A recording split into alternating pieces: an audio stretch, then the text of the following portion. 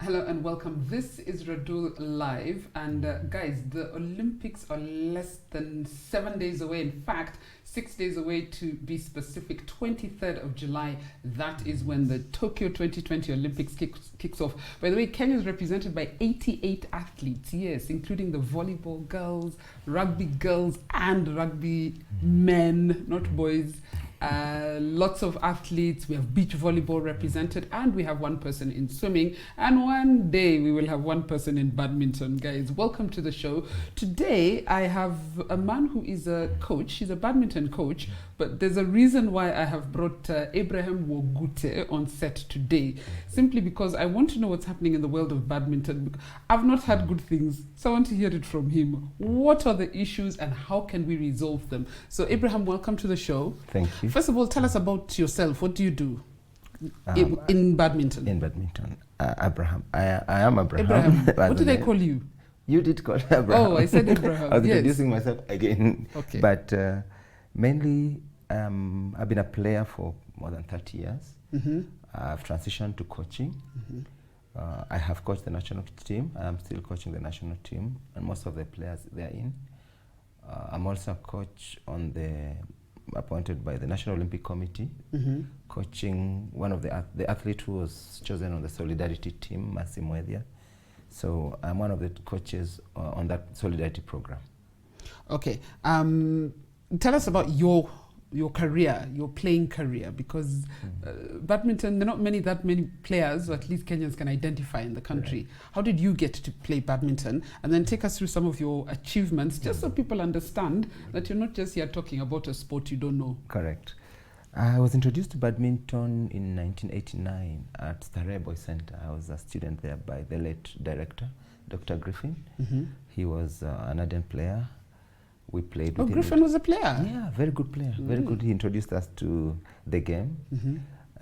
It was very competitive because, in fact, we call them rebels, the Form 1s. You had to beat him. We were all there at some point. Yeah, you had to beat him and you had to earn like a wing, like a promotion. Now you could go out over the weekends after you've beaten him. Before that, you had to sweat. So I was introduced to the game there. I have played in almost most of the international All-Africa games. I have played in the Commonwealth Games. Unfortunately, I didn't manage to make it as an Olympian, which was our dream then. Which is every athlete's dream, correct, I think. Correct. But now our role is to make sure that at least in our lifetime, we need to get an athlete there. We need to get an athlete. You played a lot of men's singles, men's doubles. Mixed doubles, yes. Mixed doubles. Yes. Correct. And for those who don't know, mixed doubles is when it's a man and a woman in one team. Doubles is when there are two people, correct. Just like tennis. Correct. Many people watch a bit of tennis, but not badminton. I was actually a badminton player myself. I played right through high school, and I came second every nationals. That was Unfortunately, that Ann girl, Ann Nganga, I hear she's Ann Jambi now. Ann Nganga, we have Domez, man. Unfinished business. She's the only one who could beat me, by the way. She still plays, by the way. She still plays. I know. And now I've started playing again with Sheila. I've taken on a coach because clearly I've forgotten things in 30 years. That's good. She's At least taking you're me still ambitious. I'm very ambitious. By the way, at halftime, you're going to see whether I can play or not. I'm not just talking. So right now, you're a national team. You coach national team players. Right. What is the setup of badminton in Kenya? Because I was told that there are certain issues that are happening in badminton in Kenya. We have players, but the players can't play internationally. What's going on? Unfortunately, currently Kenya, let me call it Badminton Kenya, the association running the federation running the sport in Kenya, is suspended from the international body. The implication of that is Kenya cannot take part in any international event, neither can any foreign player come to play in Kenya. Unfortunately, this is caused not by the players, not any misconduct by the players or anything like that. It's about, I use this sadly because in my opinion, I wouldn't want to call them leaders, but unfortunately it's because of the people in charge of the sport. What did they do to get suspended in the first place? Now, we have the international regulations and how the setup is, how the federation should be set up and all that. Now, when the Sports Act was enacted 2013, it gave federations 5 years to register, 1 year, in fact 1 year to register and set up everything. One of the conditions was for you to get a certificate, you had to be recognized by your international body. That is in the Sports Act. However, unfortunately for us, badminton, what happened is there was a federation recognized internationally. That has been the case since 1952. But in this instant, when this happened, while this federation was going ahead, you had to align your constitution to the Sports Act and all that. While that process was ongoing, a different set of people went to the registrar, filled forms, and somehow got a certificate. So that was where the rain started to beat us. So it's like we have two federations. Correct. That meant now we have a federation recognized locally, while it is not recognized internationally. Internationally, the World Board recognizes a different federation, and that was in 2017. So when that happened, the international body has tried to intervene. They have sent a representative here to talk to both factions to try and make sure they come together under one body. Unfortunately, that has, since 2017, no progress has been made. So these individuals, they've taken each other to court. What's the situation? Correct. Who's talking? How is it being resolved? Is it being resolved? Currently, when it all started, NOC got involved. In fact, now, as you know, politics in sports is too much. The genesis of this new federation was the NOC elections of 2017. That was the genesis. Whoever was vying for the NOC positions wanted the badminton vote. The Anjambi you mentioned, they were the officials then, and they were vying for some of the posts during the NOC. So whichever party was opposing, they say there was a loophole, let's call it that. Do they have the certificate or not? They didn't have it by then. So they registered a new party, knowing if these ones have the certificate, then they have the vote. Now that's where it started. It's a problem that started from outside badminton, but now it's somehow messed up badminton. And at the end of the day, it's the players who suffer. Correct. As you now are aware, we're supposed to be preparing for the Commonwealth Games, Birmingham 2022. The only way to qualify, you have to take part in the international tournaments. No Kenyan can now take part. We had our girl, Mercy. She's been to road to Tokyo. Again, she only took part in two international tournaments to qualify, while she needed to accumulate as many points as possible. All that came to a standstill. So the players are the ones suffering, that's true. We have international programs. The World Body brings here coaching, you have trainings, camps and all that. All that was curtailed currently. So yes, the players bear the brunt. And Mercy, if I'm not wrong, was supposed to go was hoping to qualify for the Olympics this year. Correct, that is true. And what is unfortunate is that people have a very small window to compete in Olympics, because you're not a highly competitive athlete for that many years. Correct. Badminton is very competitive. And yes, Mercy has been on the scene for some time. We are grooming other players. For all intents and purposes, I think this was her best opportunity to make it. And how old is she? She's now 27. So for an athlete, especially badminton, you know how physical it can get. 27 is not young. 27, yes, you have to do it or never. Yeah. Yes, unfortunately, all this has happened during that time. And if it doesn't happen, it means you're waiting another 4 years to get another opportunity. A lot happens. As you know, she's a lady. She might have to start a family and all that and all that. You know, life has to happen. So yes, unfortunately. So as our leaders squabble amongst each other, have you tried to involve the sports ministry? Because I'm told you're like a lone ranger in this, trying to sort out what's happening. Has the sports ministry got involved? Because for me, it pains me when I think of how hard athletes work. The fact that there's so much unemployment in Kenya, but we have so many talented people who could be employed in sports industries. But it's like we have a government and a leadership as well that doesn't care. Well, the talk in the sports fraternity is the ministry, specifically the registrar, has become part of the problem. That is a fact being accepted within the sports community, not badminton only. To answer your question, have we tried to talk to the ministry? Yes, we have. We have written.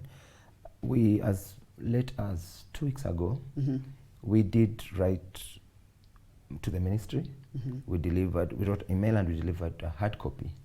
We took it to the Department of Sport, and they told us, the person receiving said, The official was here. He told us about your meeting that you've arranged and all this, and he told us that we as players or stakeholders have no right to invite the minister or the CS or the sports.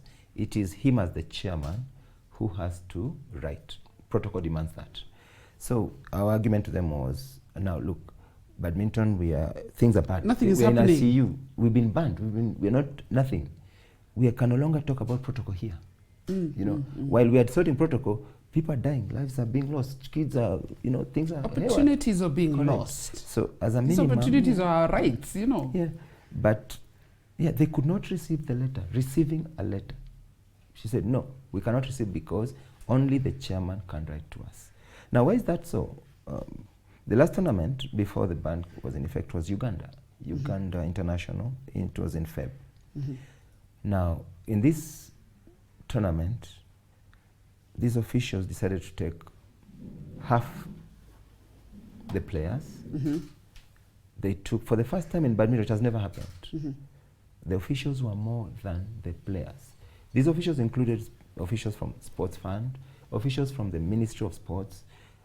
Then we have the badminton officials, the technical team managers, and so we had a contingent of which the officials were more. In fact, it brought a huge fracas in Uganda until. So roughly how many officials and how many players? We had like 12 sponsored officially by the government. We had like 10 officially sponsored by the government, and we had 10 officials also, earning per diem, going by flight, and all that. So the question became, since when? Sports Fund's role has nothing to do with taking players anywhere. Sports Fund, it's dispensing the funds and all that. The officials are not part of the national delegation to anywhere. To any tournament. Maybe the sports department, if necessary, maybe. If I don't know how it comes in, because you have a team manager, you have a coach. In fact, they took 2-3 coaches, 2-3 team managers. Almost the whole executive of badminton traveled, and now we have Sports Fund officials. We have Ministry of Sports officials. So it was all it was all, to me. And for the players who do participate, are they paid? Do they get allowances? Do they get any money? Yes, they do get allowances. They do get allowances. In this scenario, in fact, it was not reported, but an ugly then incident did happen because right now sports is being played under the bubble system because of the coronavirus. Now it means all the athletes must be tested and then kept in one hotel. So here we had a scenario where you're only allowed, if you sleep in the official hotel, you're allowed into the badminton hall where the competition is taking place. So we had a scenario where the hotel can cater for a maximum of several people. So we have officials who are not now staying in the team hotel. So these officials then, when they reach Uganda, they are forcing the players to leave the hotel to the officials, so that these officials can then be allowed to attend and watch the tournament. Now it was such a huge scandal, it reached the BWF. In fact, it was the last straw that Kenya had to be banned. That was the last straw. Because what happened after that was, the information had been communicated that if you do not stay in the official hotel, you cannot access the hall. It was communicated to the officials and everybody, but people took a lot extra people. So when they reached there, then they insist, these are government officials, they must access the hall, wherever they are staying. When that didn't work, they said they had to move the players out of the team hotel so that they are replaced by officials. Now when that happened, the team captain,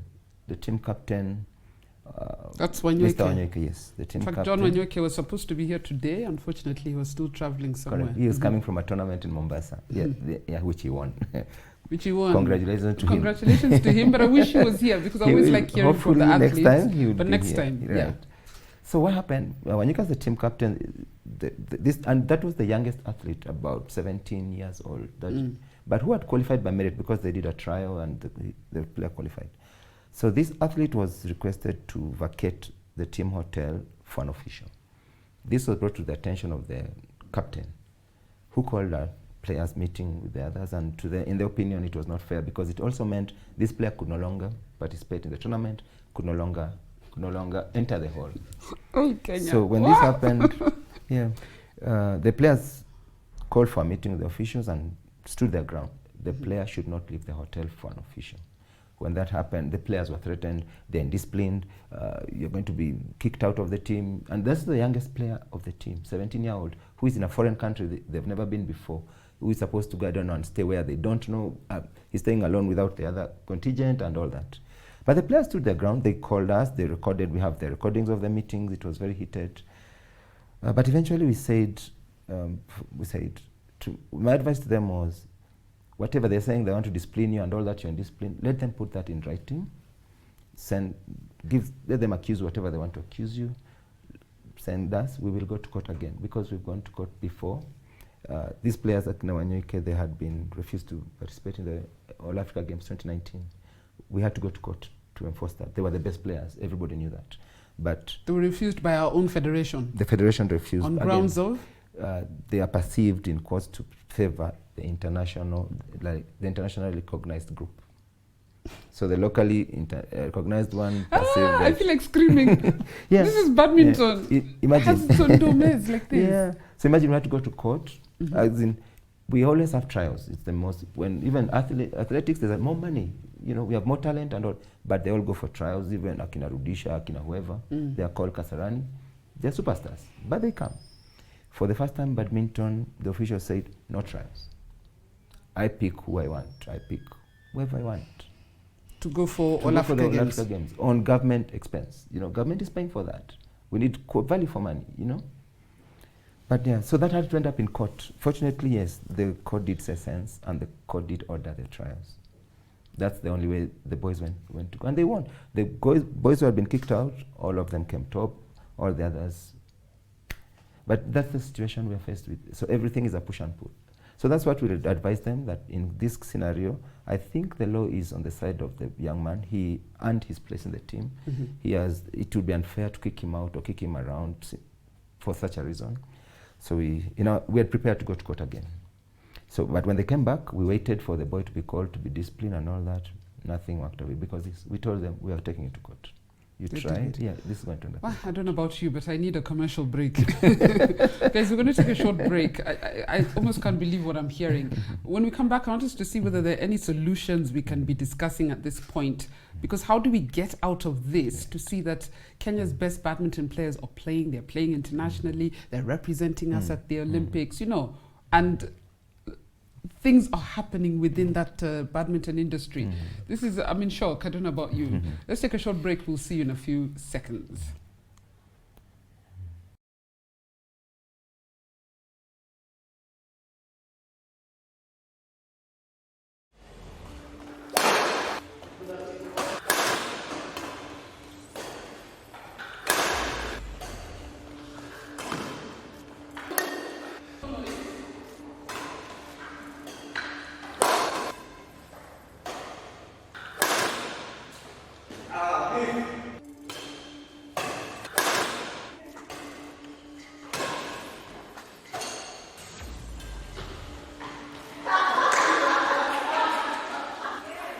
Winner takes all!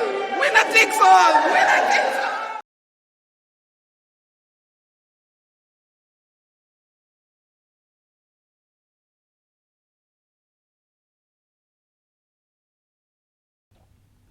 Welcome back. This is Radull Live, and today we're discussing badminton. I almost can't believe what I'm hearing. I'm here with the badminton coach, Abraham Wogute, Correct. The Kenyatta University coach, but he also coaches several players who participate in the national team.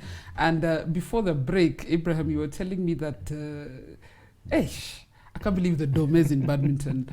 And what I can't believe is the impunity with which the officials of the various federations are operating, to the point where the players who are actually talented are not getting the opportunities they deserve. Are there any solutions?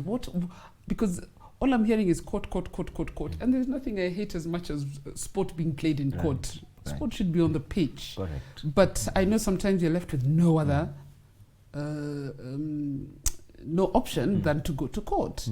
So what are there any other options? What can we do? What can I do as Radull as well? Well, apart from make a lot of noise? we have tried to involve the ministry, not unsuccessfully as of now. We are aware, they are aware of the situation. The talk is that there's a court case right now in the High Court. The talk is that they are waiting to hear the outcome of that case so that they make a decision. But one of the solutions, or tentatively, is to do what they have done with cricket. Yes, the CS has powers to take over the sport and try and harmonize and bring sense and bring everything together. They do have that power.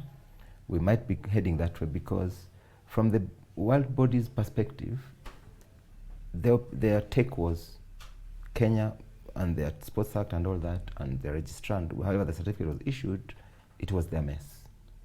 They said, because they have the Sports Act, they read the Sports Act, and they say it's very clear, only whoever is recognized internationally will be issued the certificate. It was issued to someone else who is not.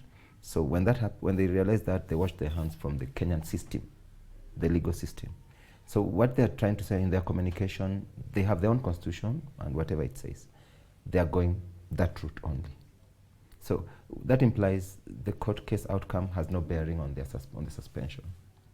So that is the first small problem.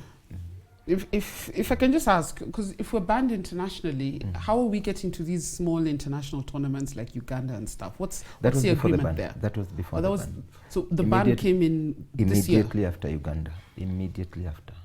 So right now, as we stand, no Kenyan badminton player can play across the borders. None. And we cannot invite any international players to come and play here. No.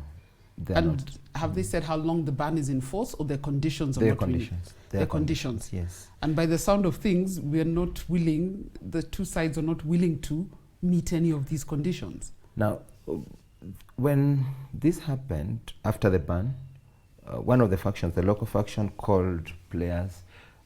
What happened is they requested for money for the Birmingham Commonwealth, the preparations and attending the tournaments and all that. From the information we have, some money was given for those preparations. Now, once the ban came into effect, then that objective, that justification of this money doesn't exist anymore. But when that happened, they went ahead and called trials. So these officials called simply because they have the money, or they have spent the money. Trials for what, when we can't go for any tournament? Question. So the players, and they insisted, everybody said, guys, we have an elephant in the room. We are suspended. That's what we need to sort, not trials. Trials so that we go where? So that we do what? We're banned. Yeah, we're banned. We cannot do anything. Or they just want to show that they're using the money. Correct. So when that happened, the players who were called for those trials refused. They refused to go for the trials. They said, no problem, we want to go for the trials, but can we sort this first so that the trials can now make sense? So the players refused to go for those trials. When that happened, the players themselves, Mr. Onyoika as the national team coach and Mercy as the female national team coach, they invited now the two factions. Through the team captains. Through the team captains. They invited the stakeholders, they invited the ministry, NOC, Sports Council, they invited all of them to a meeting, a stakeholders meeting, to come and, okay guys, let's take 1-2 steps back, let's sober up, let's look at the issue and see where are we here, what's the way forward. So the initial meeting, the two factions did agree to attend. The two factions did attend, and it was discussed. So the discussion was, yes, we have two factions, we don't need two factions. We need to find a way to harmonize all that. And so the local federation, that's Mr. Mushiri himself, in the meeting proposed a caretaker committee. He proposed that his faction bring 2 people, the other faction brings 2 people, that's Mr. Jeff Shigoli, 2 people. Then the stakeholders bring 5 people as a majority. He proposed that. So it was debated and people felt, yeah, well, it does make sense to get out of this mess, why not? So it was adopted. So after it was adopted, Mr. Shigoli requested for two weeks to pick his representatives. So the next meeting was scheduled after those 2 weeks. So the stakeholders chose their 5 people, and Mr. Shigoli chose his 2 people. So come the next meeting, after 2 weeks, Mr. Mshiri was invited again, sent something official and all that. He never turned up. None of his representatives turned up. So yeah, so even that initiative, to try and just talk and try and see what's the best way forward, what can we do, even that, he didn't turn up. So to date, no communication, no turning. And the law, sponsor is very clear. As the leaders, because this is public office, you are answerable to the people. There's a difference. The leader can call people. We are under no obligation to go. If a politician comes and calls this Kamkonji there, even if His Excellency himself, the president, we are under no obligation to stop what we are doing and go. On the other hand, if all of us call him, he needs to come. You see, so now that was the difference. But the process is clear. These organizations must be open to the public in their leadership, management, and activities. That is written in the Sports Act. So whereupon this leader is called by the national team, the stakeholders, and decides to not even respond to an email, then yes, that is the impunity you're talking about. That is why badminton is reached where it has reached. Because the people on top are not interested in the interest of these other stakeholders and these players. And at the end of the day, the players suffer. They do suffer. And that's why they try to take matters into their own hands. But this initiative was supported by the world body, the BWF said, because their condition, as you said, when does the suspension end? They gave conditions. They want an all-inclusive, what they've called all-inclusive. They want the players involved, they want both factions involved, referees, coaches, whoever has an interest, a stake in badminton must be involved in whichever solution you come up with. Once that is done, they're happy with Kenya again. I wanted to go into discussing facilities, discussing how people want to play badminton. Because every time I post that I'm playing badminton, people are like, I'd like to play, I'd like my child to play. I wanted to go into all those things of how can somebody get involved in the game, but when there seems to be no end game. Correct. Because no anyone objective at the end of the yeah. So it's so frustrating. And as you're aware, badminton is an expensive sport. Yes. The facilities are expensive. I bought rackets last week. They're expensive. Even the facility, just the hall where you go to play, you have to be a member, which means you have to pay. You have to. But every time I go to pay, I have to. Correct. To play, I have to pay. Everywhere we have to pay because unfortunately we don't have our own facilities. We are using facilities for private facilities of some other people. You have to pay for them. The expenses, electricity, workers, and all that. So you see, yes, at the end of the day, you sit down and ask yourself, you have a young kid who is, it's the talent you can see and all that. Then you ask, what is the end game? Why it's an investment. Because I'd like to invest in the development of my child in this sport. But if there's no end, you cannot see light at the end of the tunnel. Why? There are other opportunities, there are other sports, can go and read books, do something else. Which unfortunately, I keep saying when it comes to football and so many of these sports, a lot of the best players are sitting behind desks. Because that is where they manage to we are losing a lot of earn talent. A living and get a career in quotes. Because there's a lot of money in sports. The minute you hear of all the frustration that's going on within the sport industry, you give up. And I'm so glad I've started to engage badminton. For me, this is the beginning of many conversations around badminton. I've been focusing so much on football over the years, but this show, I've tried to really widen the scope and speak to different people. But it is so disappointing when I hear things like this because unfortunately because there's no large fan base, nobody's talking about this. Nobody's talking about what's happening in badminton. Cricket, you mentioned cricket. I did a cricket interview last year. The mess that's happening in cricket. I'm yet to host the swimming federation. I know they're doing. They always have been suspended. Because table tennis also have their own issue. I don't know. I had the table tennis chairman here the other day. Talk to the players because we train with most of them, at the universities and the national team players. I'm saying, actually that's the other thing media, government, and everyone should do. You need both sides of the story. Yes, it's important to talk to the leaders, the decision makers, and all that, but talk to the. That is why I got you here, Abraham, because I wanted to speak to one of the federation officials. I was told, which federation? I was like, okay, how many are they? Correct. And then it was explained to me that, if you bring this, they'll give their side. If you bring this, they'll give their side. But I will try and get both of them here on the set. But I have a feeling if those ones won't even turn up for the meeting, chances are they won't. It's politics at the end of the day. So I will say, in fact, when you did call me only, I was in Mombasa. I wanted to come with documentation in the sense that, yes, don't take my word for it. I want when I say, the world body said this is how they say it. Because someone is going to come and sit here and tell you exactly the opposite. Then it becomes your word against mine. Then we are moving In fact, on. that's why I couldn't bring the federation, because I was told unless you get them both, Yeah. then well, one will tell you one story, the opposite. and if the other yes. one is not there, you don't know who to believe, and then you believe the other one. As an example, as you asked, is anything that has been tried to solve? NOC tried to solve, was involved in trying to solve this. Now, after when the negotiations were going on, just before the ban, one faction says, we have an agreement. There is an agreement. I took part in some of those meetings. So they said there's an agreement. The other faction says, no way, we have no agreement. Now, so NOC writes to the world body, because they were given a deadline. You need to solve this by this date. It was, I think, 7th of Feb. You need to solve this by this date. If no solution, we are banning. So NOC writes to BWF, gives them one story. BWF is the international body.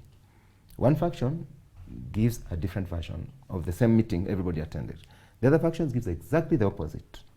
So same meeting, we're here. We have 3 different versions of the same meeting. None of it tallying. So the world body now sits and has to make a decision. But one faction is saying there is an agreement. So how are you going to have an agreement, me and you? I say we have an agreement, you are party to it, and you're saying, I have no idea what you're talking about. Do we call that an agreement? Now, is that how you define an agreement? Because an agreement between 2 parties, we have to be on the same page. I'm actually going to carry this conversation forward, and I think I'm going to do it through anyone I know at the ministry. I'm going to try and do it through the ministry, because at some point somebody needs to put their foot down. The fact that Correct. we've been banned, we have nothing to lose at this point. Right. By somebody putting their foot down and saying, you know what, let's take control of this mess. In fact, Because yes. at the end of the day, the youth that this government claims to care about They're the cannot ones- play badminton. For me, that's the bottom line. In fact, to me, then it becomes now a failure on that level, ministerial level. If we are banned, we are suspended, Kenya is nowhere, and everybody is sitting and getting their salary at the end of the month and they're happy. And I read the nobody's mission bothered. statement. I did read the mission statement of the ministry. It says theirs is to promote a conducive environment. All the very nice words. But when such a thing happens, we sit down and do zero, nothing. Honestly. I've written mission statements, therefore PowerPoint presentations. So you see, yeah, I agree. This needs to be, someone has to really, I think if there's a huge hammer, someone needs to come down with it to knock sense into us, all of us badminton people, so that, yeah, we realize what we're doing to these small kids and stop. How many young people are there in the team right now? In the national team? I know last weekend you had a tournament in Mombasa. What was the representation like? I'm trying to know how many people are involved. Wonderful. Nakuru had over 200 participants. Mombasa, about 180 if in aggregate. So there's a lot, it's a large industry. There are a lot of... The universities are playing very well. We have, everything was coming up quite nice, you know. But now, you see, because of this, even the sponsors, even the universities, you call them and say, if this tournament is organized by, let's assume, your faction, half keep off. If everyone I organize this other side, half keeps off, yeah. Because if I go to the other one, I'll be perceived this way. The other one will victimize me and all that. So you see, you end up... Yeah, but that's because if it's Nakuru and Mombasa, and you already told me about 200 and 100, and then sport is an industry. So those are the officials and everybody else who's involved, from the coaching staff, the support staff. It means that this industry of badminton can actually employ a lot of people. It can sustain a lot of livelihoods. And yet we are crying there are no jobs, there are no jobs. Yet people are creating legitimate jobs, but somebody sitting at the top really doesn't care enough. I think our sports ministry has the moral obligation muscle, to intervene. Yeah. It does. It does. It should. People, it should. Sort yourselves out. No. Keep them, in my opinion, if I was up there, first keep them aside. In fact, as I said, I don't want to even choose the word leaders, because if you're a leader, you cannot get us into this. Kenya has been, as I said, from 1954, they've been members of the... This has never happened. So for the first time, badminton is being suspended because of maybe one or two people who are there now. Abraham, I want to end the conversation here because I think we've done all the talking we can do without trying to get some sort of results. I really wish Wanyoike had made it, because I like to hear from players themselves. He's a team captain. I like them to say, this is how it is affecting my life, because that is those are people with no other agenda. They'll come here and say Ibrahim has his own agenda. Whoever has it. The player doesn't have any agenda. He just wants to play. He just wants to play. And we should let them. And we should let them. I think that's a good place to end this conversation. But Thank Ibrahim, thank you for coming. Thanks for having me. This is the beginning of a conversation. I hope, not yes, the it's end. not the, I hope the end so. of the Radull live interview, it's the beginning of a conversation. And my request then would be, yes, we need, for the sake of future generations, for the sake of this one, we need, not, as you said, I can't do it as a lone ranger. No one can. But if we come together, you people have a role to play. Everybody does. If everybody does their role, this is easy to sort out. But yeah, we have a problem where, you know, I'm going to look at this problem and say, in your badminton, then it doesn't get solved. But if everybody does that, even whichever small way, the ministry does its own, the media does its own. And at the end of the day, when it's a working industry, we all have to benefit. Everybody benefits, correct. We all benefit, you know? Yeah. We need to look at it holistically. Anyway, Ibrahim, so Ibrahim Wogute, the Kenyatta University badminton coach, also coaches national team players. A very frustrated man because badminton in this, we've been banned. Yeah. We've been banned and nothing is happening. Meaning our and work has players gone are to waste. suffering. Everything we've been working for. No, we cannot allow that to happen. Yeah. We cannot allow all those efforts to go to waste. So this conversation will continue. But guys, thank you. Thank you so much, Ibrahim, for gracing this interview today. And next time we will bring a few players so that we can continue with this conversation. But thank you for watching Radull Live. And if you have the opportunity to make noise, also make noise with me, so that even Radull is not making noise alone like she's a mad woman, you know. But thanks for watching, and we'll see you again next week on Radull Live.